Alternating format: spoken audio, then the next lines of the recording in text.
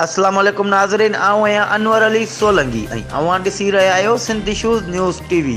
Sindh issues news TV bulletin में अवां खे भली कार ख़बर शामिल कंदासीं। तहलका मोरो जे सिटी रिपोर्टर जानी जुमानी जी कैमरामैन आरिफ अली यूसुफज़ई सां मोरो जे नौजवान सहाफ़ी जावेद मुस्तफ़ा कांदोड़ो जे जनम ॾींहं ते सालगिरह तक़रीब मोरो में कई वई, जंहिंमें सियासी समाजी सहाफ़िन इल्मी तंज़ीमुनि अगवाननि दोस्तनि शिरकत कई, जंहिंमें पीपुल्स पार्टी अगवान सादात सैयद काज़िम अली शाह, तइलीम माहिर सादात सैयद मोहसन अली शाह, PTA अलफ तहलका सदर सादात सैयद नज़ीर अली शाह, मोरो प्रेस क्लब जे सीनियर नायब सदर सीनियर सहाफ़ी जुमानी बख्शल अहमद, जनरल सेक्रेटरी गुलाम असगर चांडियो, परवेज़ सुरियो, उस्ताद रियाज़ मेमण, सहाफ़ी आरिफ अली यूसुफज़ई, सहाफ़ी अनवर अली सोलंकी, सहाफ़ी जानी जुमानी ऐं ॿिया शामिल हा। उन मौक़े ते नौजवान सहाफ़ी जावेद मुस्तफ़ा कांदोड़ो जी सालगिरह जो केक काटियो वियो ऐं संदसि खे मुबारकबाद पेश कई वई।